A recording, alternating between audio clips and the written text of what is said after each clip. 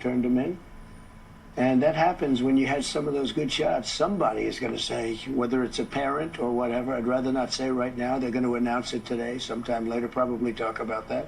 But somebody close to him turned him, they said, whoa. It's interesting where we had very good pictures, but not great, not perfect.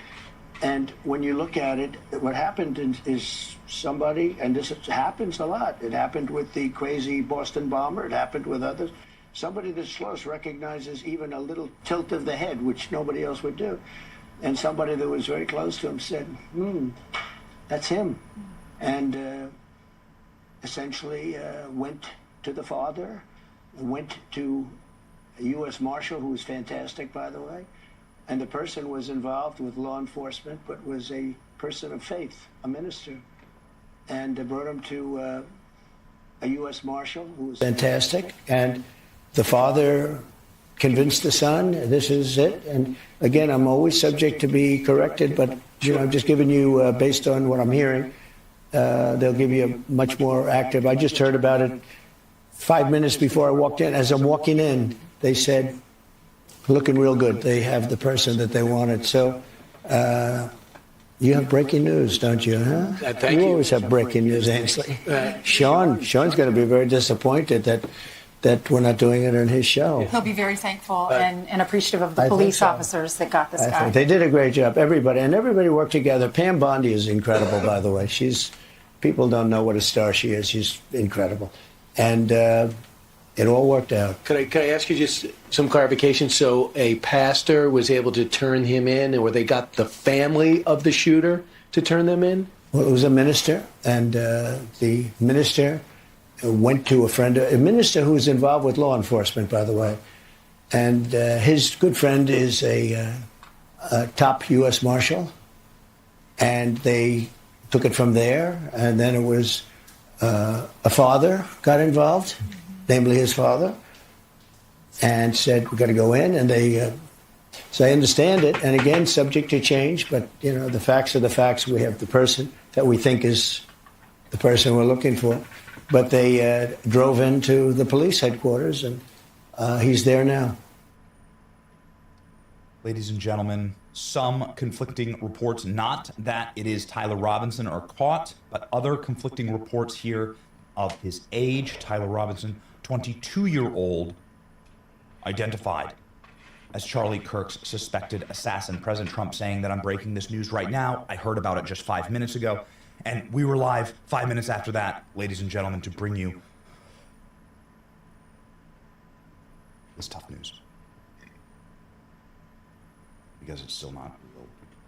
Even if you see the caskets, it's still not real. Charlie's gone.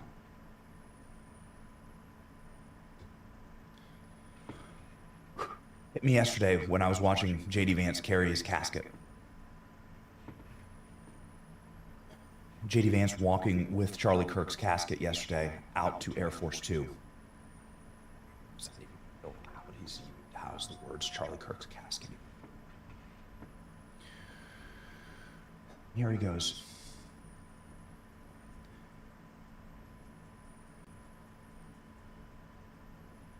Alighted, God's servant,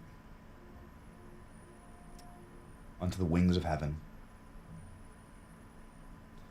The man that I knew, the most constant mover, somebody who literally never rested and never slept, being delivered to eternal rest, carried by our U.S. military Air Force, and also by J.D. Vance there personally, as Charlie Kirk's wife watches on. Boarding Air Force Two, and that plane arrived in Phoenix. Air Force Two carried Charlie Kirk's casket to Phoenix, where there was a massive amount of people waiting for him at the airport. And of course, we will show you all of that. Vigils around the planet, by the way, for Charlie Kirk. Vigils around the world. We will cover them. Let's continue to read here, and we will continue to play for you, President Trump, breaking news clips from President Trump, breaking news about how the capture of Tyler Robinson, either 22 or 21-year-old from Utah, the killer of Charlie Kirk, turned in by his father with the assistance of his minister. Minister. Is he Mormon? I don't want to make speculations. I don't know. I'm not sure. I will very much look forward to the FBI press conference. Again, that is now scheduled for 9:30. 9:30 will be our press conference here in the better part of 12 minutes from now. Here's our live shot. Ladies and gentlemen, Kash Patel and Dan Bongino physically on the ground. Physically on the ground. They were at September 11th Memorials early in the morning at Ground Zero. And then both of them boarded a plane and landed in Utah for this specific manhunt. President Trump's announcement came 2 days after the conservative luminary was gunned down during an event at a college campus in a horrific moment captured on video across the globe.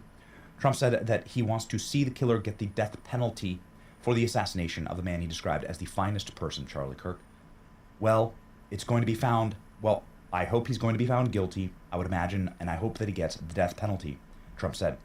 What he did, Charlie Kirk, he was the finest person, that he didn't deserve this.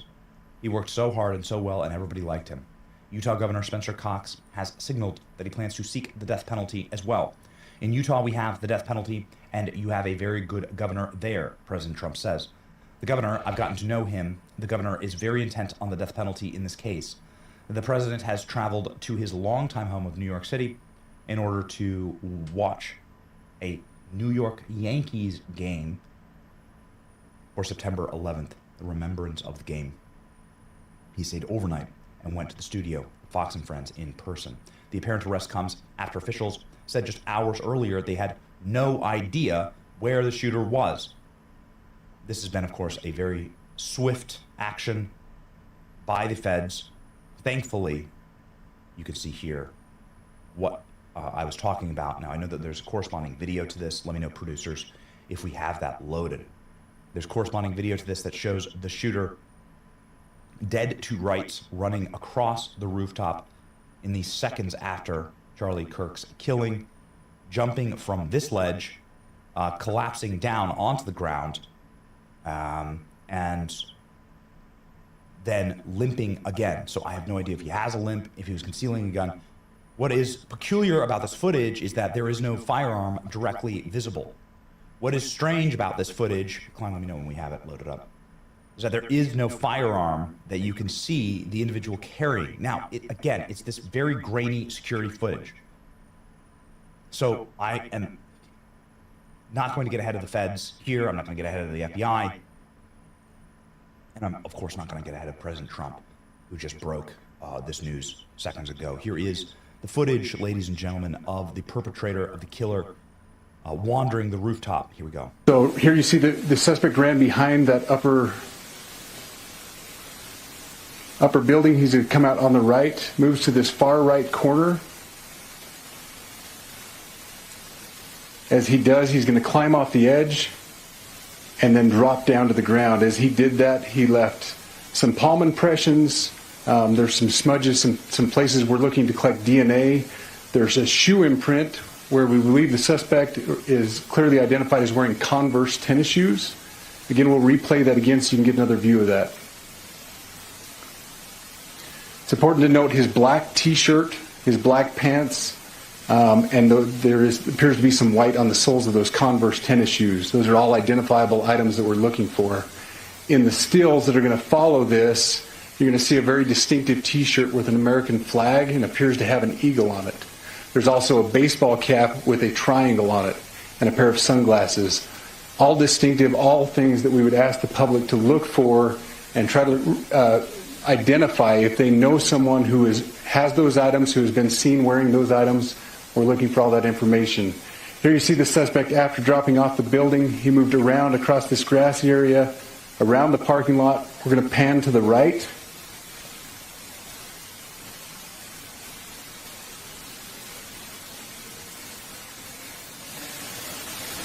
After he crosses the street, this is where he moves over into the wooded area. This is the video evidence that we utilize to track his movements and to locate that firearm in that wooded area following the discovery of this evidence. Again, I'm not trying to create wild speculation. I look forward to the FBI press conference, of which we will broadcast all of it in full for you the second that they go live. Right now, it is still an empty dais. Here it is right there. This is the live shot, and our best in the world production team is ready to let her rip as soon as we know anything from the FBI.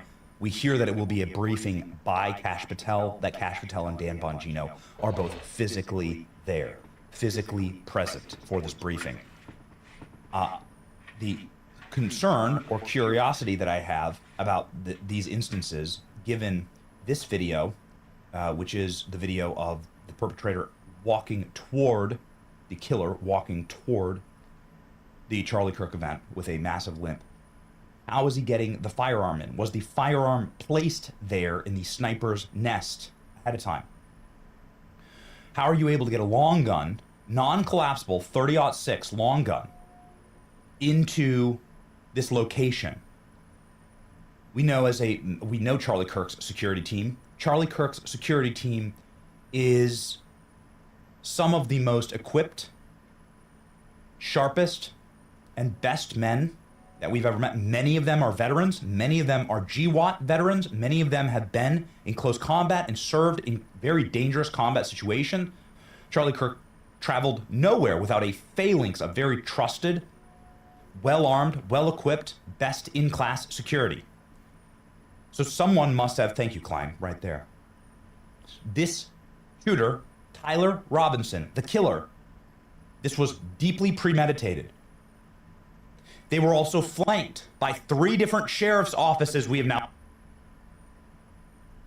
learned that day. There were police officers there, and according to eyewitnesses, there were paramilitary groups. I don't know who they belonged to, but there were boys kitted out to either SWAT or some manner of special forces, state or local or federal, I don't know. But they were there instantly up after this shooting. So what I'm trying to say here is there was a abundance of law enforcement and security there at this event. Now, here's the sniper's nest, according to the FBI. Thank you, Klein.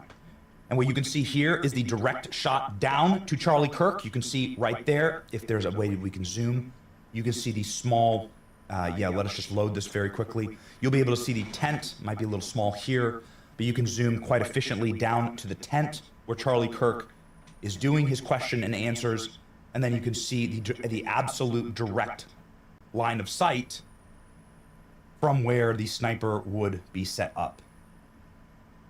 250 yards away.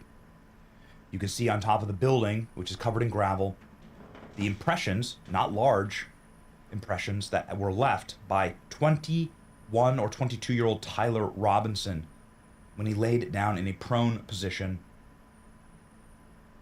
How did he get the gun there?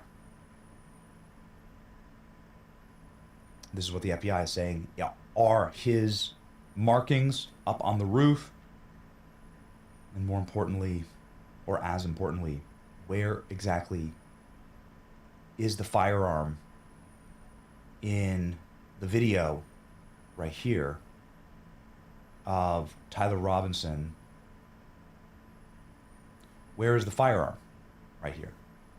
Again, I look forward to the FBI answering these questions. Is it slung across his back? I don't see it. Where is the firearm there?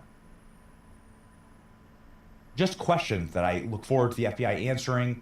But if the gun was deposited into the woods, well, where is it exactly? Is it some type of 30-06 that, I mean, the photo that they showed us of the firearm is a non-collapsible, full barrel and full stock 30-06. So that's a hole in the story that I'm looking forward to having answered. But this is what we have so far. This footage released for the first time at approximately 11 p.m. last night, approximately 11 p.m. Eastern Standard Time. There's some movement in our FBI live shot, but it's just photographers and press. So, ladies and gentlemen, that is the question that is on the top of my mind, which is, how did this monster get a firearm into this event? Again, I want to throw down on something.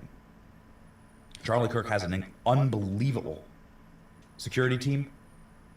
They are trained professionals. They are men, many of them have seen war themselves. Charlie Kirk also often flanked by local and state authorities at these events, just given the nature of them.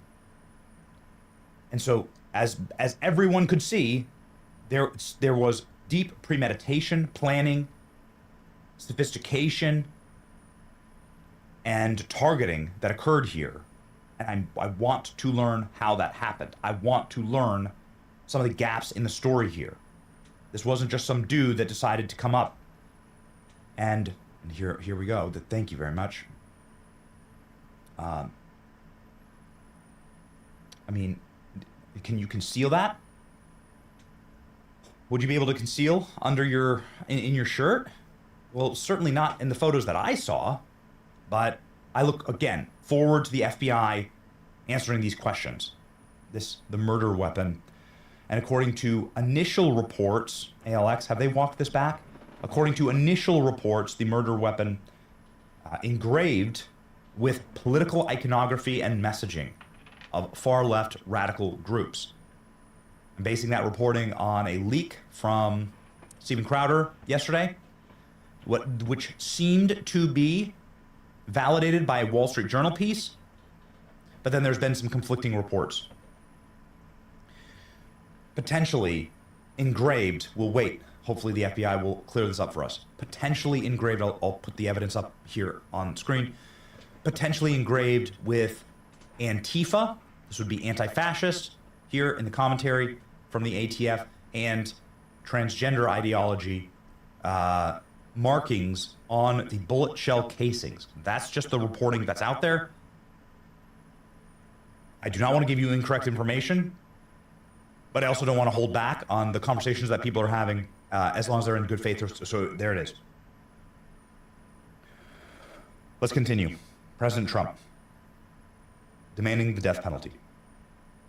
President Trump demanding the death penalty, along with the governor of Utah demanding the death penalty. Now, obviously, this is going to be a federal case, but state jurisdiction will also apply here, and a state trial can also apply here. You can also be charged on state level. You can be charged concurrently, state and federal and local charges. They can bring them all. The preponderance of bringing so many charges, you could be given the death penalty. You could be given the death penalty by multiple courts in multiple venues, a federal venue and a local venue, making it all but impossible to avoid it. For Tyler Robinson, a man who was 10 years younger than Charlie. What the hell's going on? Charlie was 31. Tyler Robinson reportedly 21. President Trump saying Tyler Robinson will be receiving the death penalty. Here we go. Did the father know about what the son had done? I don't know. I'm going to let you get all those questions later, because I can't tell you how accurate. The bottom line is they have somebody that they think did it. So, Mr. President, there is the death penalty in Utah. Yes. And I do know this is going to be a federal case, and there's many of us believe that Charlie was targeted because of his political ideology. Yeah. What's going to happen to this guy? Well, I hope he's going to be found guilty, I would imagine, and I hope he gets the death penalty. What he did, Charlie Kirk was the finest person. He didn't deserve this. He worked so hard and so well. Everybody liked him. I've been watching, even the left is having a hard time. They fired this guy Dowd from MSDNC, who's a terrible guy, terrible human being, but they fired him. I hear they're firing other people. And, we're talking about radical left. Now, they're a little bit, but radical left networks and cable channels, horrible channels like MS. I always go at DNC because it's, somehow affiliated with the Democrat National Committee. So, it's a little statement you make. But MSNBC, but NBC, ABC, CBS, they're all terrible. Absolutely terrible and unfair. But even they have been giving it sort of like this can't be allowed to happen. All right, ladies and gentlemen, I know that we have considerably more viewers right now than when we started, so a very quick update here. Breaking news, Tyler Robinson is the name of Charlie Kirk's killer. He is 22 years old. Everything that we know about him.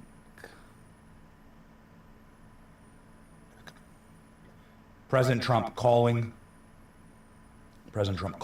for the death penalty. Let's read the Daily Mail very quick on these things. Look at this. Look, it's just a photo. Robinson was a student at Utah Valley University. The Daily Mail can confirm. Here he is wearing similar clothing with a similar hat and eyeglasses. Here he is eating sushi. What the hell's going on here? What is this? And what about the guy that stood up and claimed that he was the shooter afterward? What is this? Okay, this is the full. Yes, it has the same shoes and everything.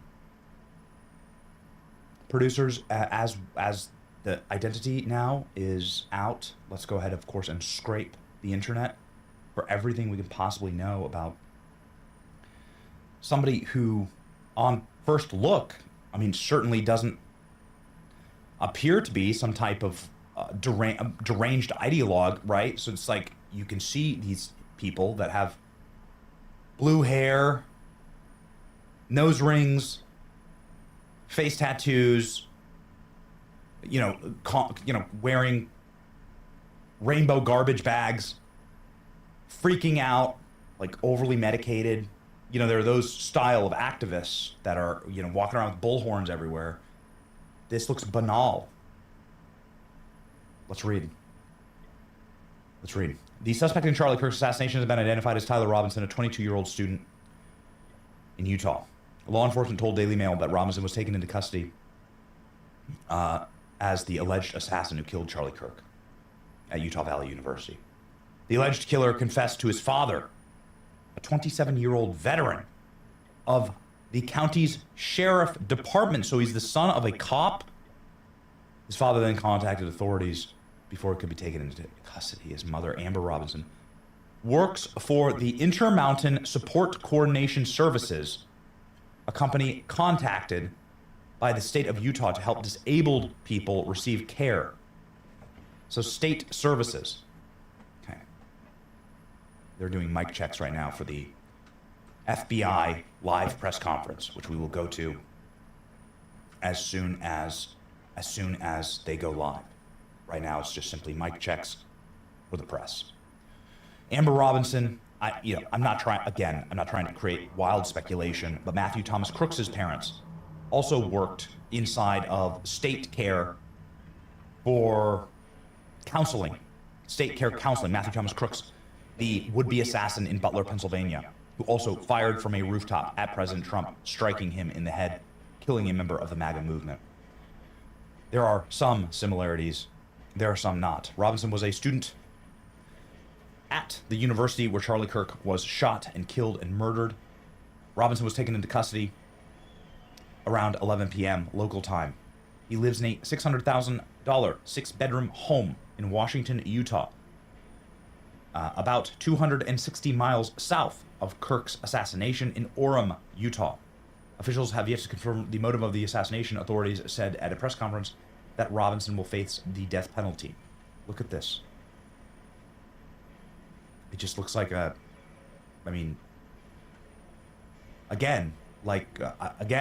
don't know how else to explain it. Like the gamer setup here, it just looks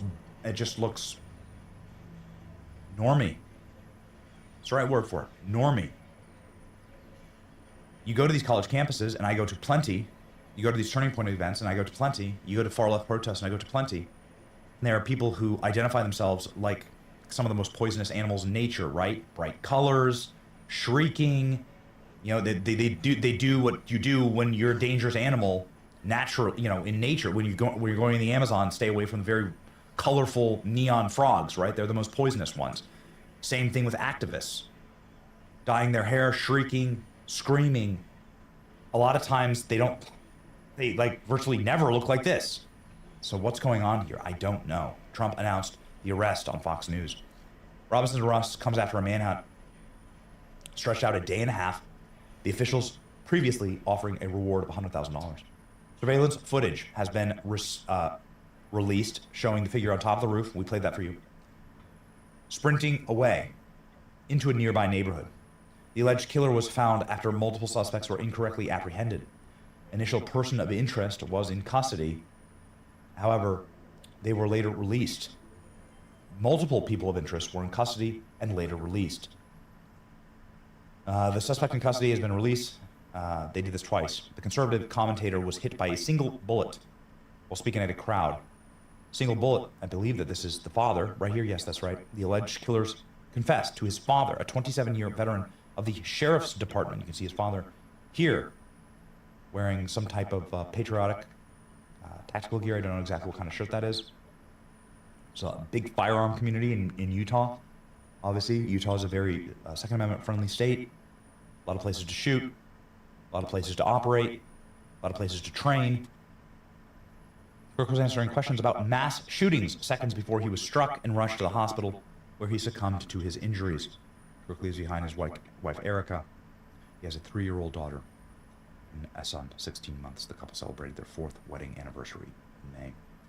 President Donald Trump led the tributes to the great and legendary Charlie Kirk. Again, you'll remember this. They apprehended this older man, potentially, as the killer. It turned out that he was not. It was very strange. The initial on-the-ground reports was that this man screamed, "I'm the shooter, I'm the shooter," thus taking law enforcement, the resources from law enforcement, and applying them to him in the crowd. You can see here a considerable, you can see here law enforcement quickly. I have no idea if this is local, state, campus, but again, I've been to these events with Charlie. I said this on the live. We're supposed to be with him in Montana this week. Next week. Next stop was in Montana. And I was to appear with Charlie. That stop.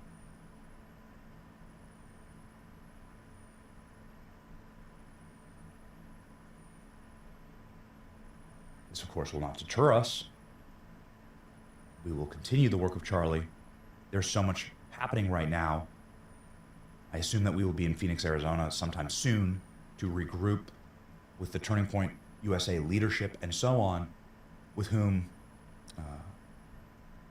I'm very proud to have helped partner and build so much of these events in the last few years.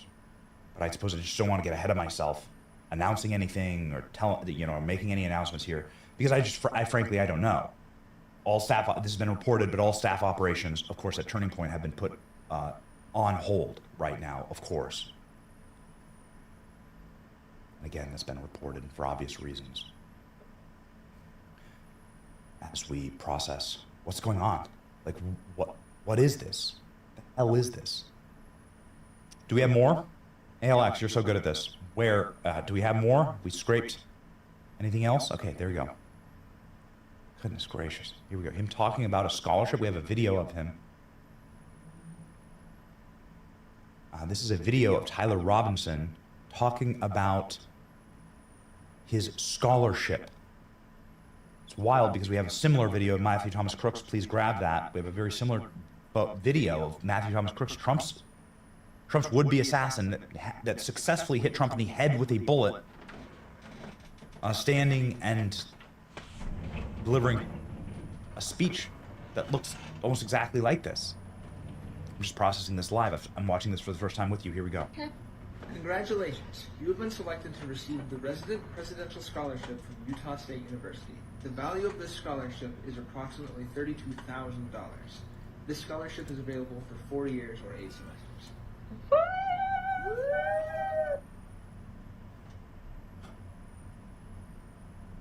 Everything's speculation, but you can see the same thing that I'm seeing. He just seems like a normie. He seems like a normie. I have been, hey, producers, everyone lock in, please. I need every producer on right now, like, getting me that Matthew Thomas Crooks video. It's the same video. I'm not trying to create some type of wild speculation here. I'm just saying that we have so little on Matthew Thomas Crooks. We have Matthew Thomas Crooks, like reading a paper, like, just like that, like talking to his family, and then engaging in scholarship talk. There it is. With so little, still to this day, we have vanishingly nothing on Matthew Thomas Crooks, President Trump's shooter. But there are, I don't know, strange similarities where it's just normie behavior. Here we go. Listen. Hello, my name is Thomas Crooks, and it has always been my passion to create and build things of my own. Today, I want to tell you a little bit about myself and my academic goals, my passion for building things, my love of cooking with my family, and lastly, what I hope to achieve in this course. I mean, it's just, what I'm saying is it's just normie behavior, that's all. Nothing about this shrieks or screams like I am about to snap and I'm about to go, you know, on a killing spree of some of the single most powerful voices on planet Earth. President Trump, Charlie Kirk. This is the article, thank you, Klein. This is from the New York Times of all places. The quiet unraveling of the man who almost killed Trump. And what this very long article, it's about 3,000 words, what this long article signals to is that Matthew Thomas Crooks just he was very lonely. He began to spiral. He began to engage in searches. The very stunningly, because this wasn't his nature, but began to engage in searches for explosives and for explosive materials and for bomb building and for firearms. And that happened very quickly. Can you please put the article back up? That happened very quickly. This is, again, reporting here that is based on here. And they were able to find that material in his room. When they raided it, he was still living with his parents. But there are some stark differences. Again, we're just talking through this because I'm watching this for the first time with you as well. So is there also no social media for this guy? So no social media for Matthew Thomas Crooks. Is only like 20-year-old with no social media in the world. And now there's no social media for Tyler Robinson, or did they scrub it already? We don't know. Please pop up my window, thank you. You can see here, obviously, this exact same pair of shoes that he's wearing. You can see the same hat as well. Same shoes, same hat, same sunglasses, I think. It's hard to tell, but same sunglasses. Of course, this is him. This is him. Tyler Robinson, the name of the Charlie Kirk killer. Some other small, perhaps, photos from social media. Dude at an IHOP? I don't know, it's just normie life. Just eating some pancakes. Some eggs and some pancakes. Is that an IHOP or a Perkins? Some type of breakfast place? We're giving you everything that we got. It's the same thing as Matthew Thomas Crooks. We know nothing about him. He has no social media. My producers are trying to comb through his social media. Looks like here he went to Alaska. Day 6 in Alaska. We got to fly on a float. We got to fly in a float plane. First of all, so cool. We were able to catch our limit of what looked like salmon there, obviously. What is this? This is from his mother's Facebook account. Okay, so the mom has a Facebook account, but the son has no social media? Again, you're just learning about this with me, okay? I'm not trying to create any wild speculation. This is not the time for that. What is this, though? There are strange peculiarities. Now, here are the things that are not peculiar, that are not similar. The things that are not similar between the two of them, if you would, Klein, please, the rooftop video. We went to Butler, Pennsylvania. Yeah, ALX says that they're still searching for his social media, that our production team is searching for his social media. It is not confirmed that he has no social media, but it is not readily available to our production staff, and we have very sharp and very, very good producers. Here's the difference here, however. The difference is when we were in Butler, Pennsylvania, we retraced the steps of Matthew Thomas Crooks, and we created a documentary about that called The Presidential Kill Box. And what you were able to find about Matthew Thomas Crooks is that Matthew Thomas Crooks was, of course, never getting out of there alive. It was a miracle that he even was able to not be apprehended that day. Matthew Thomas Crooks, unlike Tyler Robinson, who has been on a near 2-day manhunt and had to be turned in by his own family. The feds did not find him. He had to be turned in by his family. Matthew Thomas Crooks, throughout the day, before the MAGA rally in Butler, was lumbering, goofily, and sloppily running into law enforcement, making himself a mark, trying to get into the event with a rangefinder, getting turned away by Secret Service trailing him, then local police trailing him, following him with a black backpack. Matthew Thomas Crooks climbing clumsily up on a...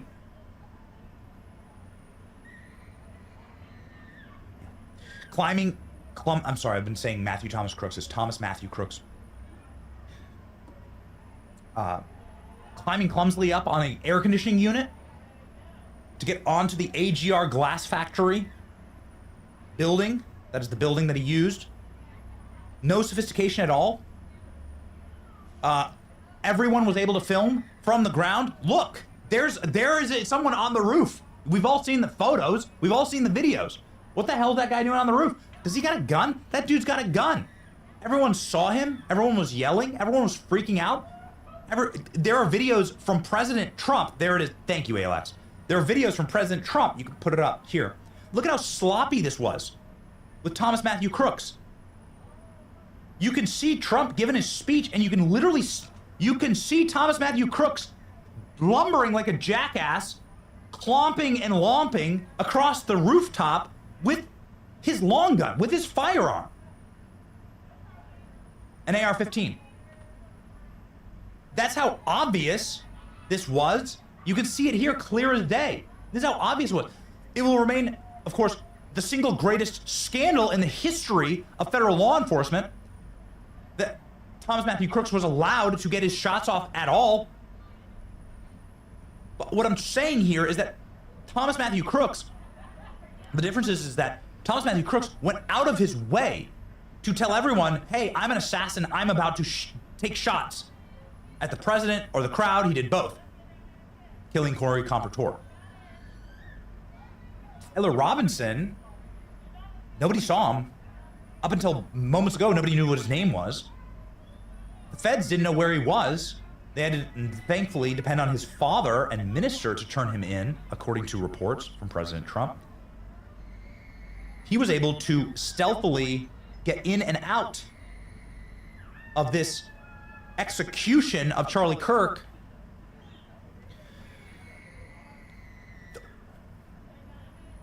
Here it is. Look at this. Plenty of opportunities because everyone was standing there just filming the lumbering jackass Thomas Matthew Crooks. Everyone was like, look, he's got a gun. Now, why the feds and Secret Service didn't do anything? Let's have that conversation. Not today, but we've had that conversation on this channel before. Why no one caught him? Why they allowed him? Look at him. Look at him.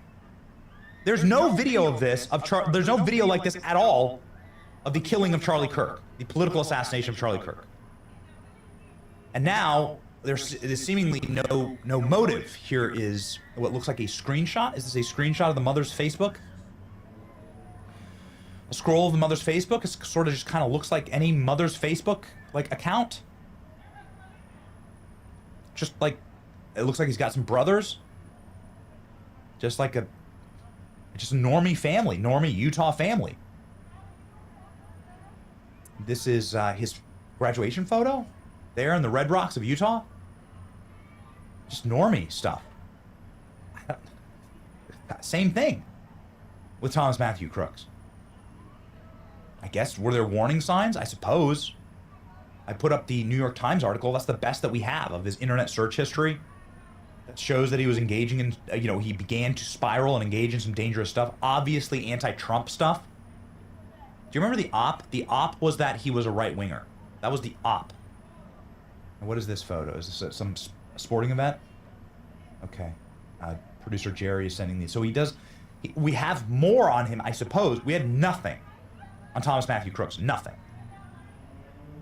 But we have more on the Charlie Kirk killer just based on some seemingly generic young man in America life. Here he is. Is that his mother? Perhaps here another photo of him. That's him driving. Here's him giving his mother a hug, perhaps. Is that correct? Okay. Now, here's what's important about this photo is that it's the same as... my screen, please. You can see he's wearing the exact same outfit. He's wearing the same shirt, sunglasses, and everything right there as that photo. Same hat, sunglasses as the photo right before the Charlie Kirk killing. What the hell's going on here? I don't know. We await the FBI press conference. We are here to give you as much information as we possibly can. All of this is breaking. All of this is happening live right now. Soon, and let's pop up the screen, you will be able to see the FBI's live press conference. This is all that we've seen for the last hour. We've now been live for an hour. This is all that we've seen. This has been the same shot. They've done a couple mic tests. Reporters have flooded into the room. This was supposed to be live at 9 o'clock. It is now close to 1 hour late. Here it is. Is this it? Okay. Producers. Yep. Hello, testing, testing. Live. Hi, everyone. We are 4 minutes out from starting the press conference. Thank you. All right. There we go. So hopefully all of these answers soon from the FBI. Kash Patel was live at the press conference yesterday. It was a very short press conference where they were able to give us this footage. Here's the footage of Tyler Robinson wandering the rooftop and jumping off. President Trump says they got him. The FBI says they got him. Do we have anything else? Anything more? Anything more on him? I mean, like, here at what seems to be a... Can you put up the stadium shot again? Here what seems to be like him at a sporting event. My producers are doing their best to scour social media to find anything further that we have. I'm so perplexed. I'm so confused.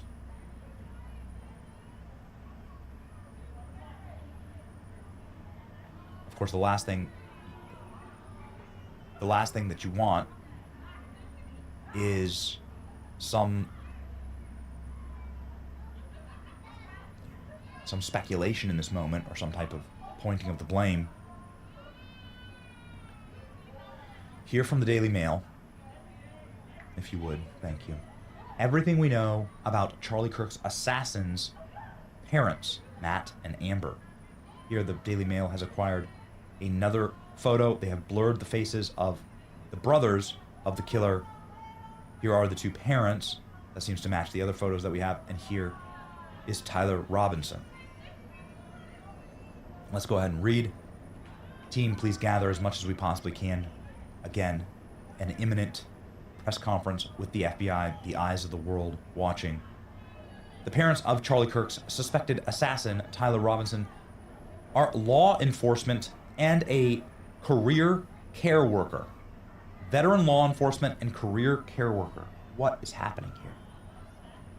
Law enforcement sources identified Robinson's 22-year-old Utah resident as the main suspect in the assassination of Charlie Kirk. Robinson was taken into custody on Thursday night in southern Utah. So, okay, so last night, not this morning, but last night, after having confessed to his father is a 27-year-old veteran of the department. The father has been then contacted the authorities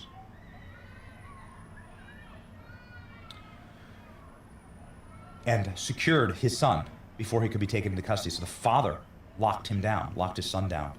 His mother, Amber Robinson, works for Intermountain Support Coordination Services, a company contracted by the state for disabled people. Robinson is a student at Utah Valley University. The family's social media show Robinson has 2 younger brothers enjoying vacations and smiling faces and selfies, celebrating the alleged killer getting into college. We played you that clip. Extremely normie behavior. I don't know. I don't know what it is. I can't explain it. Officials have yet to confirm the motive. Authorities say that the death penalty will be sought if convicted. Trump announced the arrest, so this is all that they have. So this is it. This is it. Much of this is information that we have already covered. Anything further? All right, so here he is at school, ladies and gentlemen. Many of these photos coming from Facebook. Here he is at a engineering building, so perhaps an engineering student. The same Converses there on his feet, the same sunglasses, the same hat. And it's him. There we go. So they were, this looks like a, so he's dressed up as Trump? So he's dressed up as like President Trump, carrying him on his back? You can see there, an obvious President Trump Halloween costume, where it's like he's riding on Trump's shoulders and Trump is hoisting him, like I do with my children. And then his brother as a hunter with a long gun in what has to be some type of Halloween party at their house.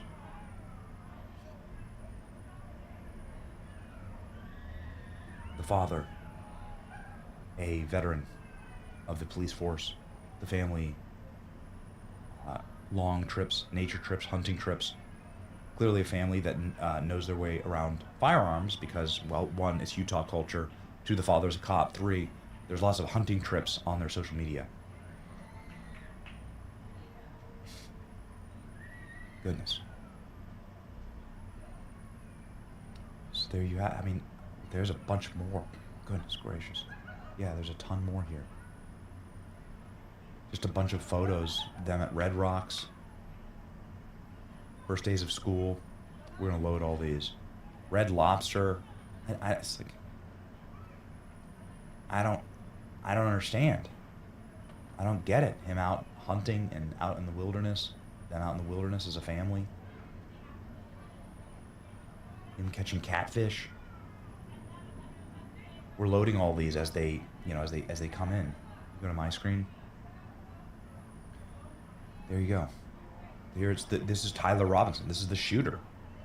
Here he is with braces. These are, I think, older photos, obviously. But like the family going ziplining and catching fish together and going on vacations together. What is this? Tyler Robinson dressing up as President Trump? For Halloween? Thank you, producers, for grabbing this. Here you can see. This is President Trump. Can you try and find this costume? This is President Trump, and there is the Charlie Kirk killer. What the hell's going on?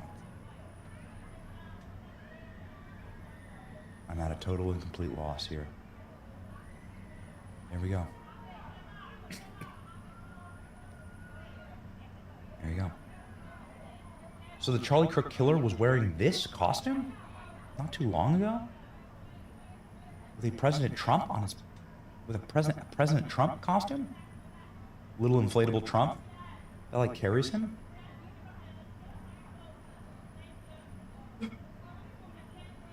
It's unexplainable. I'm bewildered.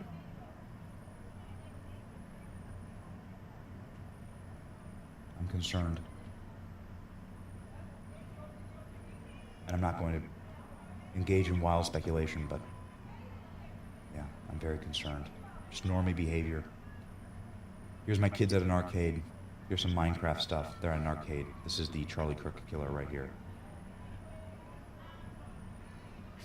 Here we are at Red Rocks Amphitheater. At least that's what I believe this is. It's quite famous. We're going to go see a show, perhaps, or a concert here at Red Rocks. I have a churro. This is the Charlie Kirk killer at what is Red Lobster, right? This is totally Red Lobster. Eating some snow crab. Wearing the same t-shirt. Here he is out in the woods. Plenty of that in Utah. With a German Shepherd. The same Converses. Same Converses. Pickup truck. What the hell's going on here? I don't understand.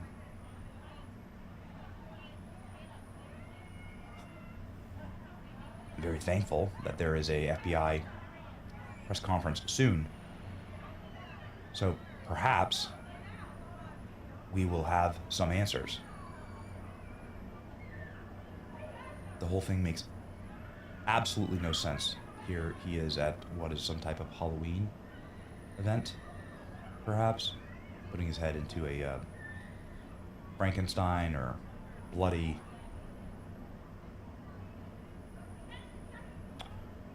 setup. I'm not exactly sure what you call it. A little Halloween house situation here. And when given an opportunity to choose a Halloween costume, the shooter chose a Donald Trump costume.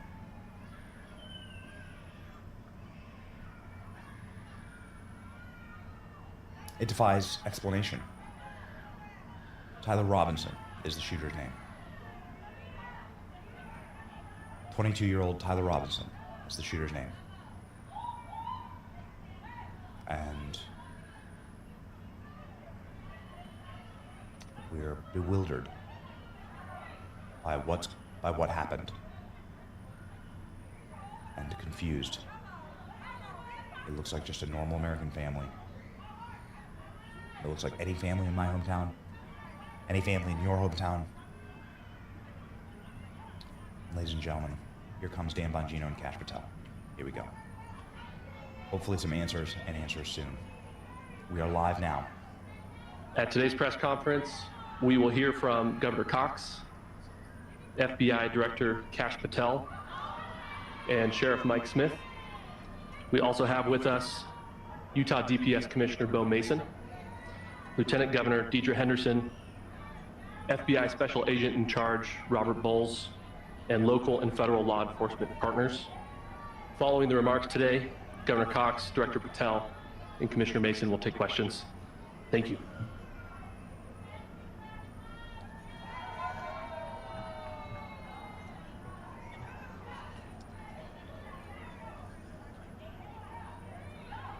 This is the governor.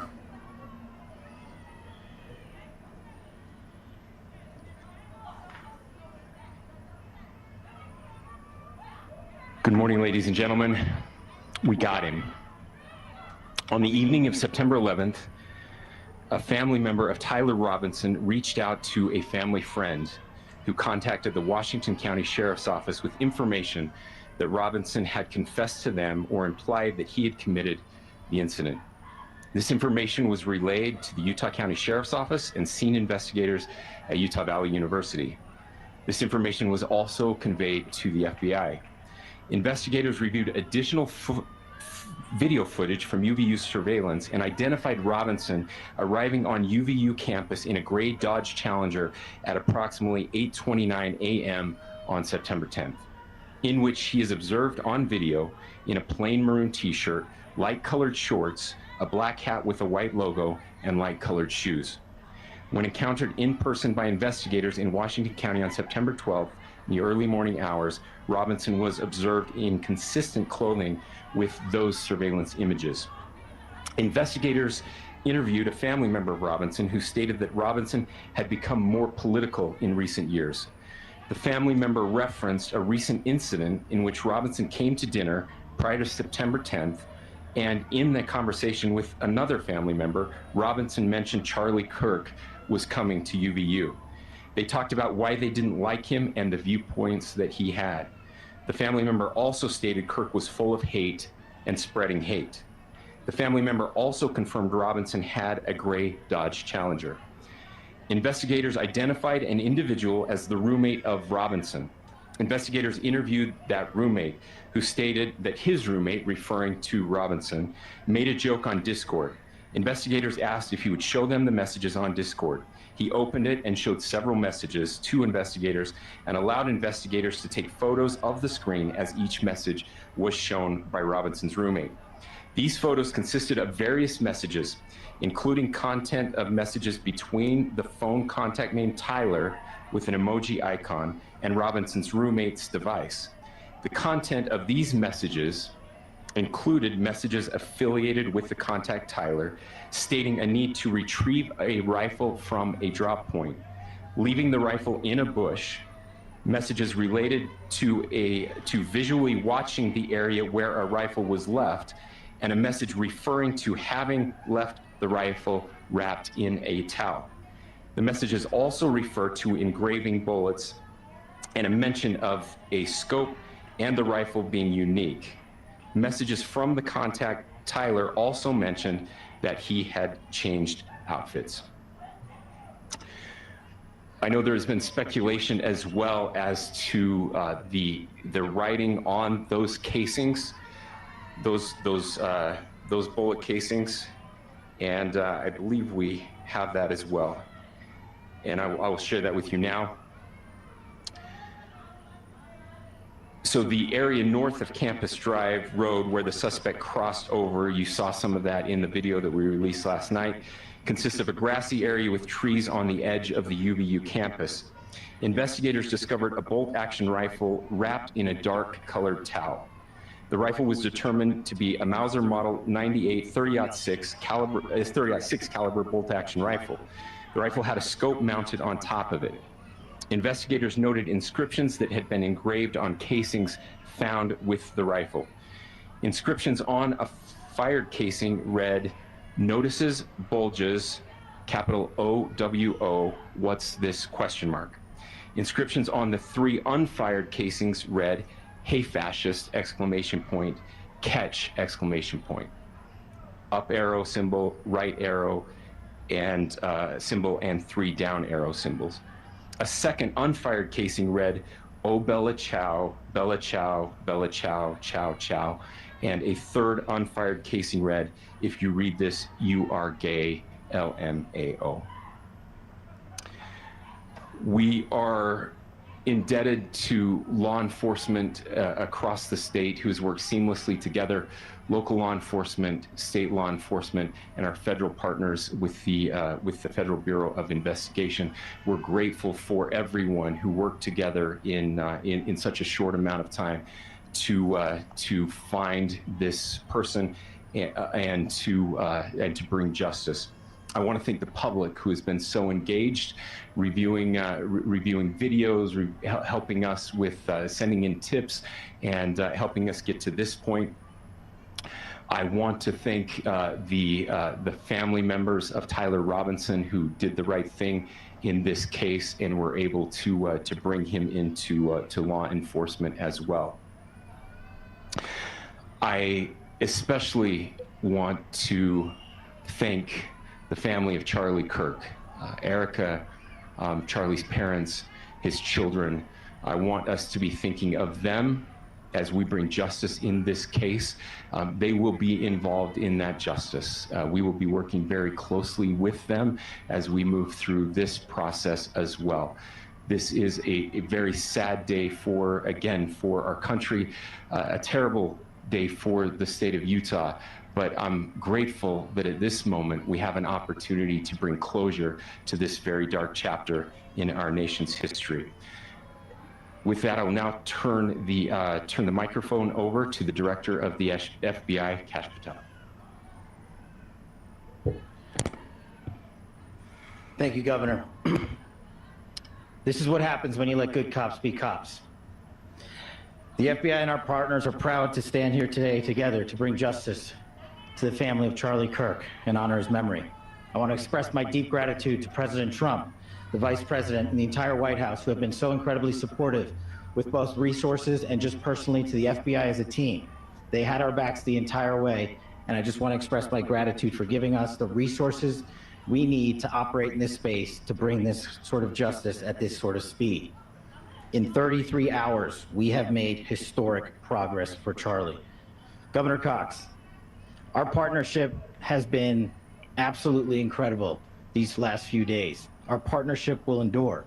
Your state and local partners, your sheriffs, your DPS community has been unbelievably impressive in the hardest of times. And a case like this cannot be solved, cannot be brought without partnering with your state and local authorities. The FBI has a certain role to play, and we will play that role, and we will lead out for the federal government. But Governor Cox, we are so grateful for your state partnership that led out on this investigation. A little bit of the timeline. Charlie was shot at 12:23 p.m. on Wednesday. The first FBI agents arrived on scene in 16 minutes with chiefs of police at 12:39 and secured the scene. The FBI immediately launched fixed-wing assets. We utilized these assets to transport personnel, specialty technicians, hostage rescue teams. We also utilized these assets to go back and forth from the East Coast and here in Utah to transport forensic evidence and other evidence that will be analyzed and is being analyzed at our FBI laboratories in Quantico and other laboratories, including the ATF. At my direction, the FBI released the first set of FBI photos of the suspect at 10 a.m. local time on 9/11. Then, shortly thereafter, the FBI reward of $100,000 was released at 10:45 a.m. local. Myself and Deputy Director Bongino arrived on the scene at approximately 5:30 p.m. on 9/11. The governor led a press conference last night at approximately 8 p.m., where at my direction, the FBI released a never-before-seen video of the suspect. We also released new images to the public of the suspect. And just last night, the suspect was taken into custody at 10 p.m. local time. In less than 36 hours, 33 to be precise, thanks to the full weight of the federal government and leading out with the partners here in the state of Utah and Governor Cox, the suspect was apprehended in a historic time period. And I want to highlight what Governor Cox said. This would not have been possible without you, the media, and you, the public. That's why we went so public, so fast, and we're so transparent, and we're committed to that transparency. The crime scene, just a little bit there. It is a large crime scene. What did the FBI really do? That's federal authorities processed that crime scene quickly, and I even had the ability to walk through that crime scene and walk through the steps the suspect took to learn more about what was needed and what resources we needed to bear to create a full picture for the FBI and leadership back in Washington. Furthermore, thankfully to state and local partners, forensic evidence has been seized and continues to be garnered. Forensic evidence has already been evaluated at FBI laboratories in Quantico and state and local authorities here. We will continue to process evidence as we see it, as we collect it, and we will continue to deliver it to Governor Cox and his team. Last night, we had a total of approximately 7,000 leads. As of this morning, thanks to your great work, we have over 11,000 leads that were called in to the FBI. And we are running out every single lead that we can.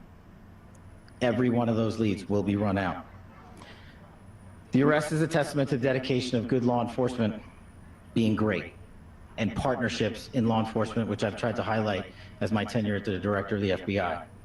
There is no better relationship for law enforcement than the FBI to partner with state and local authorities, and you've seen it here in these last few days. The FBI Salt Lake Field Office, along with our offices in LA, Phoenix, Denver, San Antonio, Las Vegas, Pittsburgh, Buffalo, our headquarters component in Quantico, all participate in the FBI. I want to express my deep gratitude to the employees of the FBI, the men and women, the evidence response team tacticians, the special operators, the agents, the support staff. You have done monumental work in historic time when the public who had a right to demand such an expeditious solving of an investigation. The FBI answered that call diligently, critically important to our nation, and we delivered. And I'm proud to be their leader, and I'm proud to be the director of the FBI. This is a very much an ongoing investigation, as the governor said, and we will continue to work with state and local authorities to develop the investigation, to provide them the evidence they need for their ongoing prosecutions, and we will be here to answer every call they absolutely have, as long as it takes, for as long as we need to find and apprehend whatever suspects were involved in this crime. Lastly, to my friend Charlie Kirk, rest now, brother. We have the watch, and I'll see you in Valhalla.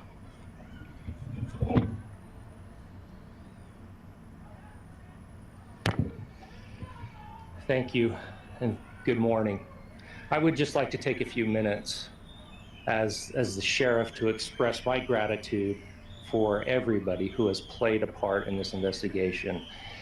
As you know, it's been a vast, a complicated, and a very, very fast-paced investigation. You're looking at people standing up here who are running on, if they got an hour's sleep in the last couple of days, they're probably lucky.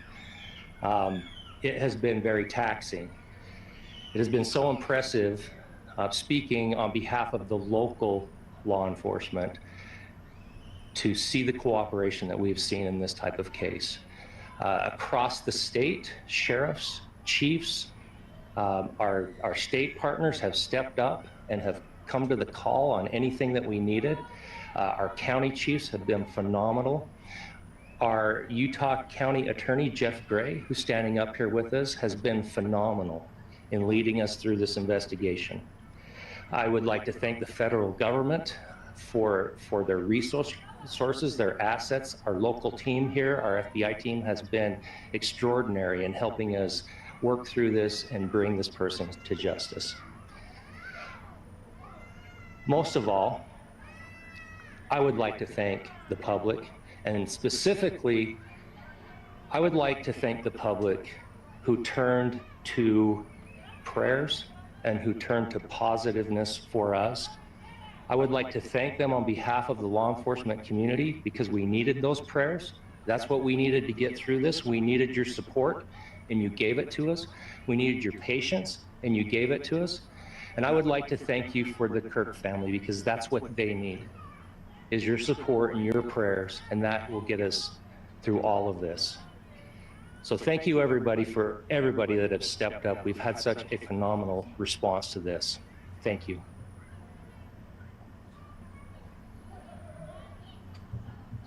I also want to give a special thanks to the Attorney General and the Department of Justice. Their unwavering support and their commitment to justice is shown true here. And without AG Bondi and Deputy Attorney General Todd Blanche and the resources they brought to bear, we would not have been able to complete our mission. And I just want to say special thanks. It's an honor to be a part of the Department of Justice. Thank you again to our incredible law enforcement team who has worked so hard. Sheriff, I got a solid 90 minutes last night, so I'm probably the most well-rested person up here. Ladies and gentlemen, I get the microphone, so I hope you'll permit me a moment just to share a few more thoughts about where we are and how we got here, and maybe a little bit of where we go from here. I don't want to get too preachy, but I think it's important that we, with eyes wide open, understand what's happening in our country today. I've heard people say, well, why are we so invested in this? There's violence happening all across our country, and violence is tragic everywhere. And every life taken is a child of God who deserves our love and respect and dignity. This is certainly about the tragic death, political assassination of Charlie Kirk. But it is also much bigger than an attack on an individual. It is an attack on all of us. It is an attack on the American experiment. It is an attack on our ideals. This cuts to the very foundation of who we are, of who we have been, and who we could be in better times. Political violence is different than any other type of violence for lots of different reasons. One, because in the very act that Charlie championed of expression, that freedom of expression that is enshrined in our founding documents, in having his life taken in that very act, makes it more difficult for people to feel like they can share their ideas, that they can speak freely. We will never be able to solve all the other problems, including the violence problems that people are worried about, if we can't have a clash of ideas safely and securely. Even, especially those ideas with which you disagree. That's why this matters so much. Over the last 48 hours, I have been as angry as I have ever been, as sad as I have ever been. And it was, as anger pushed me to the brink, it was actually Charlie's words that pulled me back. I'd like to share some of those. And specifically right now, if I could, I need to talk to the young people in our state, in my state, and all across the country. As President Trump reminded me, he said, you know who really loved Charlie? The youths. And he's right. Young people loved Charlie, and young people hated Charlie. And Charlie went into those places anyway. And these are the words that have helped me. Charlie said, when people stop talking, that's when you get violence. He said, the weak can never forgive. Forgiveness is the attribute of the strong. The only way out of the labyrinth of suffering is to forgive. Welcome without judgment, love without condition, forgive without limit. He said, always forgive your enemies. Nothing annoys them so much. A few months ago, I referenced this last night, Charlie posted to social media, when things are moving very fast and people are losing their minds, it's important to stay grounded. Turn off your phone, read scripture, spend time with friends, and remember, internet fury is not real life. It's going to be okay.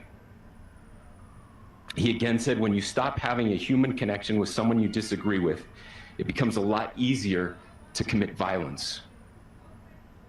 He said, what we as a culture have to get back to is being able to have a reasonable agreement, where violence is not an option. Now, again, to my young friends out there, you are inheriting a country where politics feels like rage. It feels like rage is the only option. But through those words, we have a reminder that we can choose a different path. Your generation has an opportunity to build a culture that is very different than what we are suffering through right now. Not by pretending differences don't matter, but by embracing our differences and having those hard conversations. I think we need more moral clarity right now. I hear all the time that words are violence. Words are not violence. Violence is violence. And there is one person responsible for what happened here. And that person is now in custody and will be charged soon and will be held accountable. And yet all of us have an opportunity right now to do something different. I want to thank my fellow Utahns. You know, this bad stuff happens.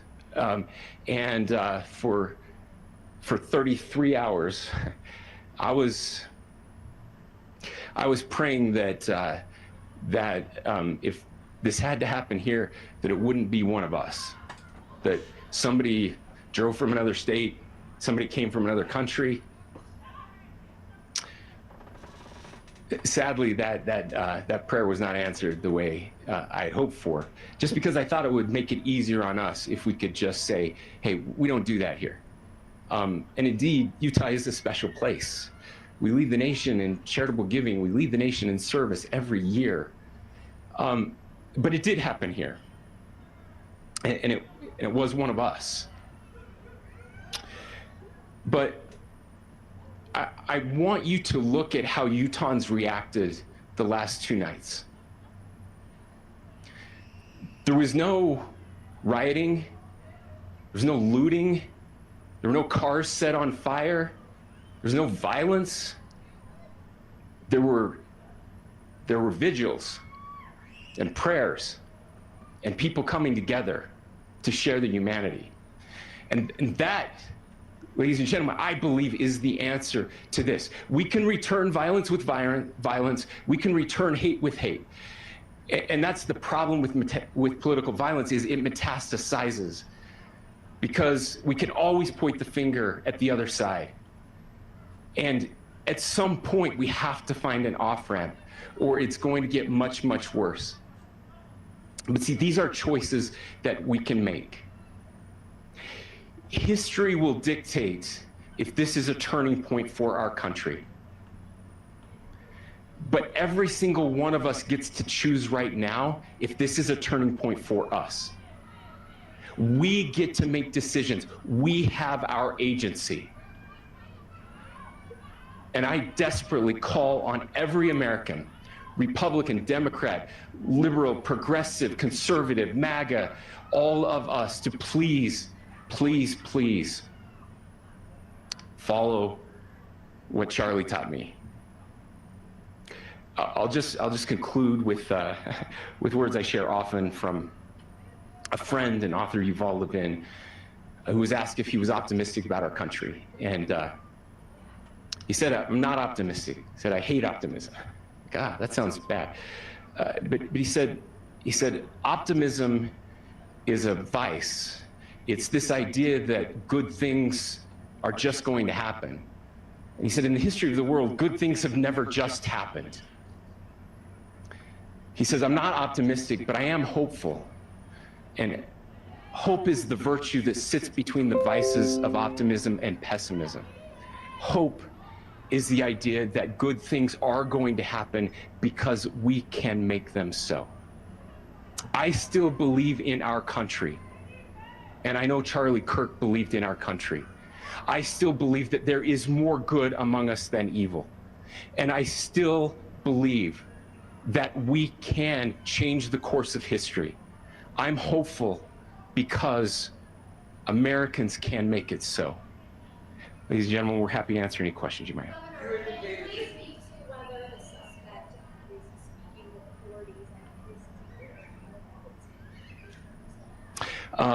I cannot speak to that.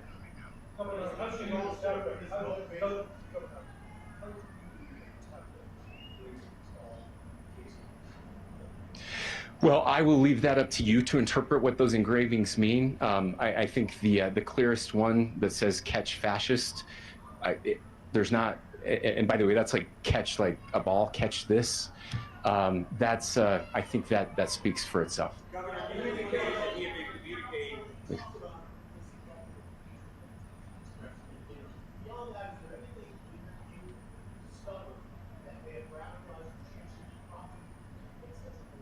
There's nothing more that we can share at this time. Governor, you indicated that he had been communicating with a friend on Discord about the gun. Do you anticipate any more arrests? We do not at this time have any information that would lead to any additional arrests. Yes, but the investigation is ongoing.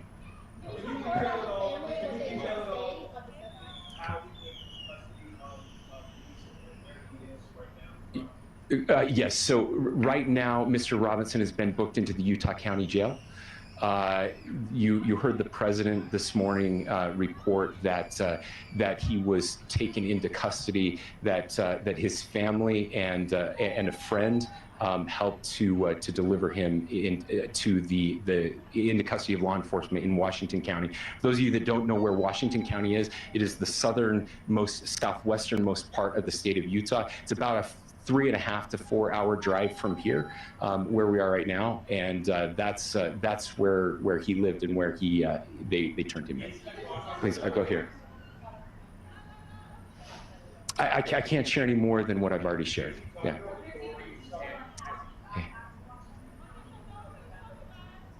So how we obtained the gun? The gun was found here. Yeah, so I don't have much more details on that. We do know that he drove. We had his car here on campus, and then we had his car going south back to the St. George. It's actually the city of Washington in Washington County. I'm sorry? We don't have any information that would lead us to believe that. Yes, in fact, it was just released. Yes. I can't answer that right now. Yeah, thank you. Over here.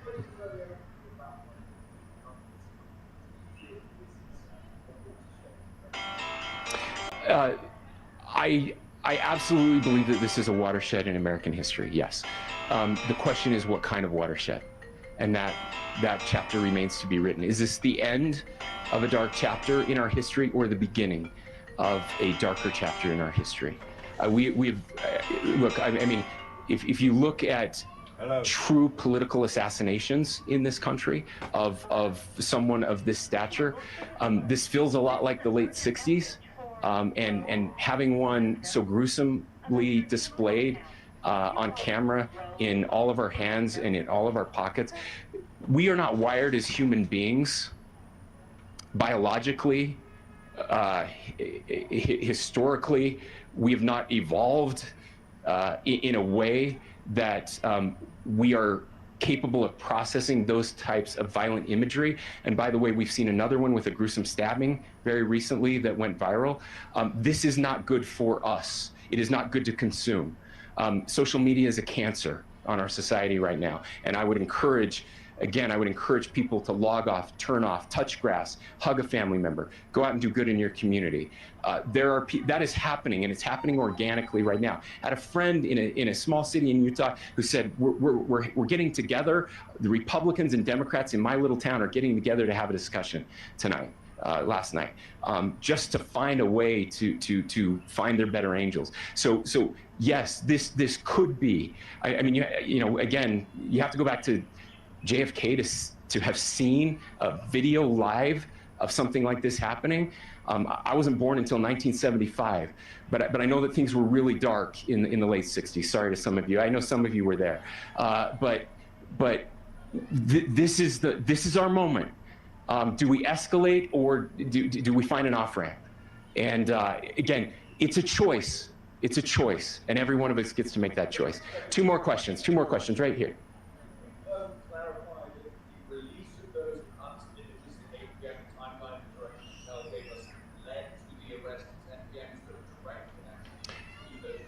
I cannot comment if there is a direct connection or not, but all I can say is that that through some process, the family came to know that this had happened.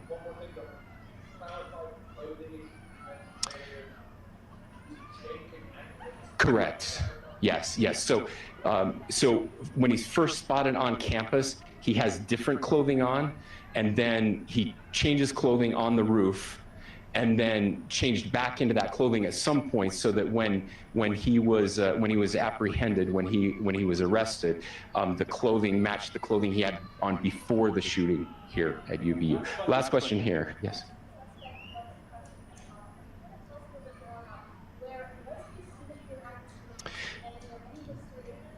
Yeah. So I don't have any information on the mental illness part. He was not a student here at UVU.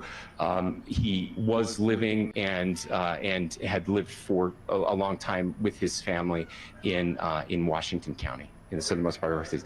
Thank you, everyone, for your great work in getting this information out. I will just say, process-wise, this may be important. I know many of you aren't familiar with the process in Utah. I think it's important that you understand that. Basically, we have 3 days for charging documents to be filed. A CI will be filed. We'll have more information then, more detailed information as those charging documents are filed in preparation for a preliminary hearing. So 3 days. So we would anticipate then that early next week those charging documents will be filed. We will obviously be working. The county attorney will be working very closely with Mr. Kirk's family as those documents and decisions are prepared and made. Thanks, everyone.